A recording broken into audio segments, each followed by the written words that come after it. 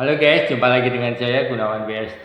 Kali ini kita akan bahas mengenai 20 saham top sepanjang masa di sektor teknologi. Kenapa saya bilang sepanjang masa ya? Karena datanya yang saya tampilkan ini akan sangat dinamis dan itu sangat membantu Anda untuk memilih saham mana yang patut Anda investasikan. Problem utama investor atau trader atau apalah namanya untuk pasar modal adalah kebingungan untuk memilih saham mana yang saat ini pantas untuk dibeli. Karena saat ini saja lebih dari 720 saham yang ada di Bursa Efek Indonesia, karena tiap hari itu tambah ya. Jadi jumlahnya selalu tambah gitu. Dan dari semuanya itu nggak semuanya patut diinvestasikan gitu. Itu sebabnya kita juga perlu memilah-milah berdasarkan sektor. Berdasarkan sektor kenapa? Karena kalau kita pilah berdasarkan sektor itu, kita tahu bahwa saham itu ada musimnya.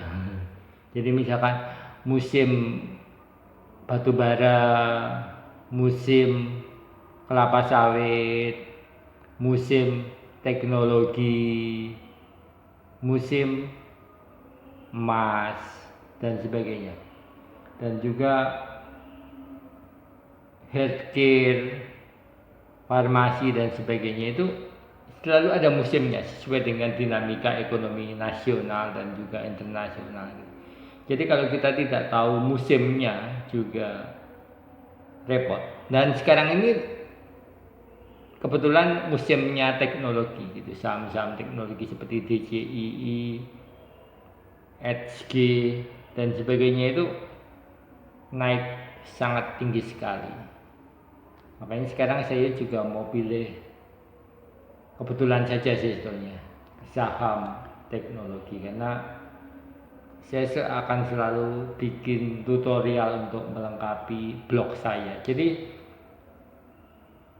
data itu ada di sini di gunawanblogspot.com, ini home kan. Diklik di home, kemudian kita pilih sektor teknologi, ini paling atas ya, Indagari ini sektor teknologi. Nah, seperti ini. Nanti akan muncul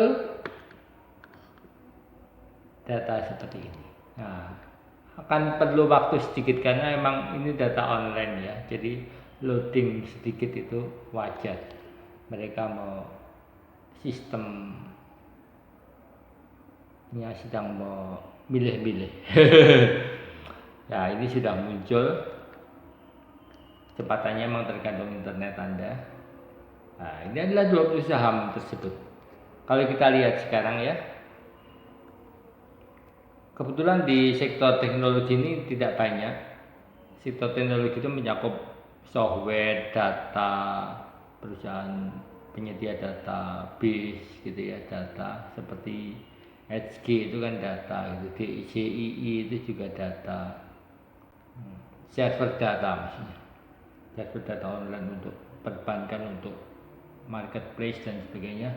Dan juga kalau kita lihat sekarang sektor ini kenapa saya bilang tadi hot gitu ya, dari 19 saham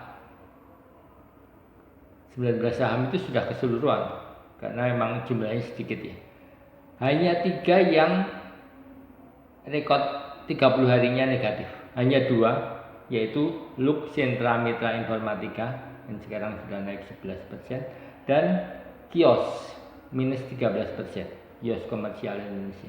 Lainnya positif semua selama 30 hari, dan beberapa nol ini kemungkinan memang saham tidur gitu ya, saham ya nggak banyak aktivitas perusahaannya, jadi dia nggak berubah angkanya. Kalau kita lihat nilainya juga 50 dan 51, dia sudah di pentokan paling bawah. Jadi nggak mungkin turun lagi dan nggak mungkin naik tanpa adanya corporate action, atau mungkin seperti kasus saham Zebra kemarin ya, taksi Zebra yang dibeli kemudian dirubah core bisnisnya itu bisa saja seperti itu. Tapi kalau tidak ada seperti itu ya abaikan saja saham-saham 50. Di bawah 70 itu kecuali ada corporate action seperti Smartfren ya dulu di 55 60 bisa naik ke 130 karena memang ada corporate action. Tapi kalau nggak ada gitu ya nggak perlu dibeli gitu intinya. Kita kembali ke sektor teknologi. Nanti di tengah-tengah akan saya jelaskan karakteristik dari sektor teknologi ini. Karena tiap-tiap sektor itu memiliki karakteristik dan karakteristik itu menentukan bagaimana kita mengambil posisi masuk dan keluarnya. Seperti itu.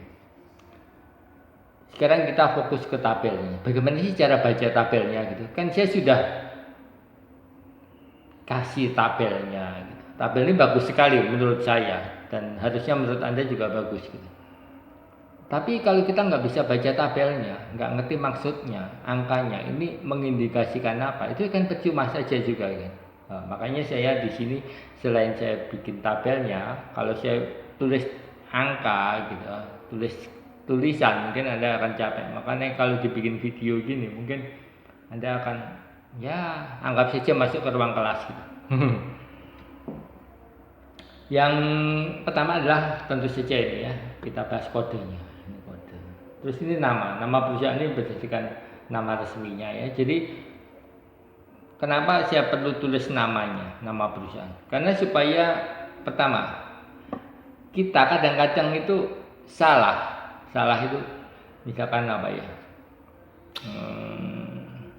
Saham tertentu gitu kayak apa ya? Saya pernah ya.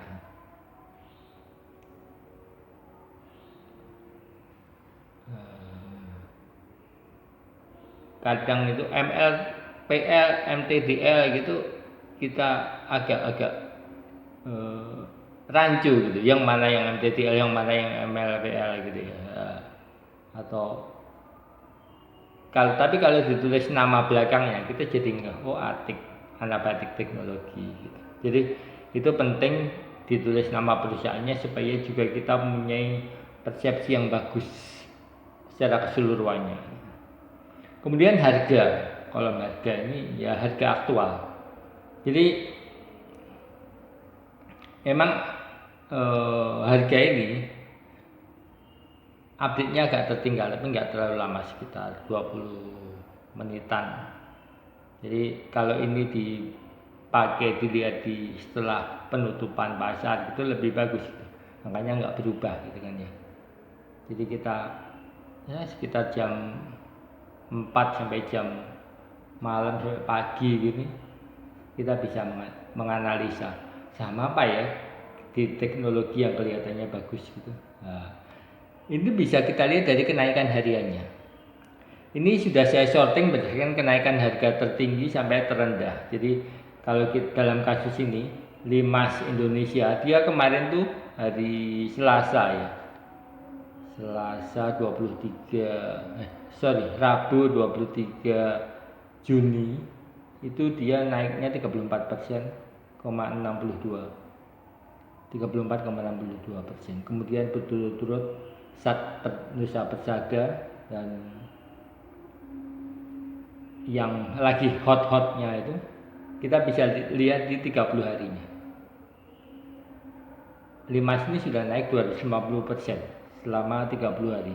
Jadi 30 hari ke belakang dihitung per hari ini, hari Kamis 26 Juni. Kemudian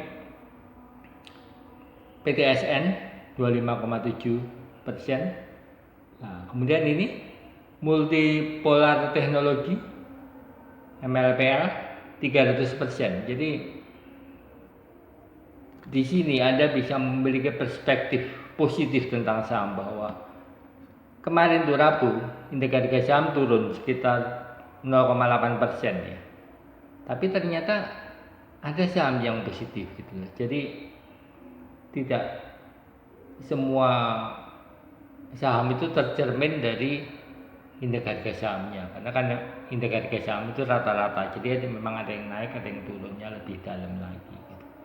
Nah, pentingnya tabel ini Anda bisa tetap menjaga optimisme gitu. Melihat, mencari tahu saham mana sih yang lagi panas-panasnya di tengah tekanan indeks harga saham gabungan. Jadi kolom yang ke 1, 2, 3, 4, 5 ini adalah kenaikan per 30 harinya. Di sini juga ada DCII yang naiknya 414%. DCII itu kita tahu kemarin itu melejit tinggi begitu punyanya Toto Sugiri. Begitu IPO terus direkturnya melepas beberapa saham, diambil Salim, langsung melejit. Dan pengaruhnya pada saham-saham yang sejenis seperti Anabatik Atik ini ya, Anabatik Teknologi juga ikut-ikutan naik 216% akhirnya. Jadi itu yang saya sebut sebagai musim gitu ya. Satu saham melejit di sektor itu bisnisnya akan diikuti gitu. Jadi kalau kita memilah berdasarkan ini sebenarnya cross check ya. Kalau kita hanya berdasarkan berita gitu, misalkan oh harga sawit naik gitu, CPO naik, kita lihat sahamnya ada yang menonjol enggak dan bagaimana rata-ratanya. Kalau ada yang menonjol satu, berarti lainnya nanti akan ngikutin gitu. Nah, lebih mudah kan ngitungnya. Kolom selanjutnya adalah kolom pengembangan dan kolom utama. Kolom pengembangan itu biasanya lebih dinamis ya. Dan pengalaman saya kalau kolom pengembangan itu Anda nggak perlu terlalu baper dengan laporan keuangannya. Ya, nggak perlu baper. Kenapa? Karena laporan keuangan itu tidak benar-benar tercermin dari harga sahamnya. Kenapa? Karena memang perusahaan itu sedang lagi growth gitu. Lagi melakukan perubahan-perubahan menuju ke mature gitu. Jadi kalau dia investasi besar akhirnya menggerus labanya itu ya kita melihatnya harus secara komprehensif gitu. Jangan seperti kita melihat saham di papan utama. Kalau papan utama itu memang sudah established ya, sudah dalam arti sudah mapan gitu. Itu beda, laporan keuangannya lebih menentukan dibanding papan pengembangan. Biasanya seperti itu. Kemudian volume harian per outstanding dan volume rata-rata 30 hari per outstanding ini menunjukkan kekuatan. Semakin tinggi artinya dia itu semakin besar demand-nya.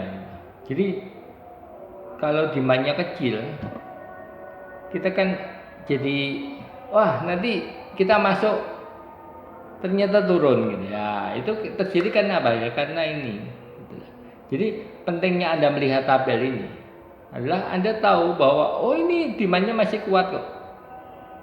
Ya masih aman lah. Peluang untuk koreksi itu kecil. Nah, gitu. Jadi itu pentingnya kita tahu volume harian per outstanding saham atau volume rata-rata per outstanding saham seperti itu. Jadi misalkan ada saham beredar 1000, kalau yang ditransaksikan itu sekitar 2%-nya ya sangat banyak sekali gitu. Iya enggak? Nah, seperti itulah. Dan yang tabel terakhir adalah kapitalisasi pasar. Kapitalisasi pasar itu seperti ini. Perusahaan yang besar itu akan lebih susah untuk digoreng. Jadi fluktuasi naik turun kayak roller coaster gitu lebih sulit. Kenapa? Karena memang untuk menggoyang itu perlu dana besar gitu. Jadi akan lebih aman kalau Anda tipe swinger seperti saya. Swinger itu mengikuti tren gitu. Ya, Anda memprioritaskan saham yang kapitalisasinya besar. Jadi dari 20 saham ini Anda bisa pilih cuma 1 atau 2 aja. Nggak perlu banyak-banyak. Jadi nggak ada alasan untuk bingung gitu. Kalaupun salah pun juga nggak apa-apa. Ya maksudnya kalaupun salah pun masih aman gitu. Asalkan Anda bisa membacanya dan melihat YouTube saya yang baru-baru gitu, supaya antara tabel dan cara membacanya itu kan nggak mungkin juga saya jelasin satu tanpa kondisional. Nah, analisa saham harian tuh sifatnya kondisional karena spesifik perusahaan apa, fundamentalnya seperti apa, prospeknya seperti apa, teknikalnya seperti apa. Jadi dari situ cara kita bermain saham itu penting. Dan di sini kalau kita lihat dekat ke saham, ini semua sektor ada ya. Kebetulan yang kita bahas sekarang ini sektor teknologi. Ya, seperti janji saya tadi, saya akan menjelaskan apa sih karakteristik sektor teknologi gitu ya. Sektor teknologi ini biasanya sesuai dengan trennya ya. Apa yang terjadi dengan Amazon, apa yang terjadi dengan Tesla di awal-awal itu lebih ke teknologi. Dia itu kenaikannya bisa sangat fantastik. Kenapa? Karena memang dia berdasarkan knowledge ya, bukan berdasarkan aset, berdasarkan pasar potensi pasar dia gitu. Kenaikannya itu ekspektasi pasar itu tidak terlalu terikat dengan laporan keuangan gitu. Laporan keuangan boleh buruk gitu ya, karena dia mungkin sedang memainkan banyak diskon, banyak memainkan investasi di sektor teknologinya yang menguras kas gitu. Tapi kalau potensinya itu bagus ya bagus. Seperti kita lihat perjalanan Tokopedia, Gojek itu kan belum untung sampai sekarang, tapi perusahaannya sudah besar gitu, secara ekuitas besar, secara kapitalisasi pasar kalau dia masuk bursa juga pasti besar juga. Kenapa? Karena dia sudah mempunyai ekosistem komunitas bisnis yang besar, yang jelas yang beli di sana kan tersegmentasi sekali, orang yang punya daya beli gitu. Yang punya nggak daya beli, cuma lihat-lihat saja ya tentu saja value-nya lebih rendah gitu. Jadi ini penjelasan saya mengenai sektor teknologi supaya membantu, dan silakan komentar di bawah ini kalau ada masukan, dan juga misalkan Anda ingin saya membahas mengenai sektor energi, finansial, healthcare, infrastruktur atau lainnya, silakan ditulis di kolom komentar. Jadi kolom komentar itu juga penting supaya saya waktu bikin video baru nanti sebisa mungkin saya akomodasi, saya jawab melalui video supaya lebih jelas. Mungkin kalau tulisan 1-2 kalimat tuh nggak jelas. Kalau terlalu panjang orang malas baca gitu. Kan orang lebih suka dengar video daripada baca. Ya itu kan trennya ya, kita nggak bisa menyalahkan atau mengkoreksi ya, seperti itu ya ikutin saja gitu. Oke, thank you, see you next time, dan jangan lupa like, subscribe, dan apa ya, dan share ke teman-temannya, ke pacarnya, ke calon mertua, calon menantu, calon pacar juga boleh. Jadi, dan jangan takut bahwa kalau seperti ini nanti orang untung dong. Saya nggak untung dong. Yang untung teman saya. Yang pertama, katanya orang itu ya, rezeki itu nggak bakal tertukar. Enggak, rezeki bisa tertukar, mungkin saja. Jadi intinya itu pasar modal efisien itu penting untuk terjadi. Apakah pasar modal efisien itu? Silahkan tanya yang kuliah ekonomi keuangan, manajemen keuangan. Dia tahu mungkin. Kalau sudah lulus. Kalau waktu itu dia nggak masuk, mungkin ya nggak tahu juga. Oke, thank you. Terlalu banyak ngomong ya terakhir. Oke, nggak apa-apa.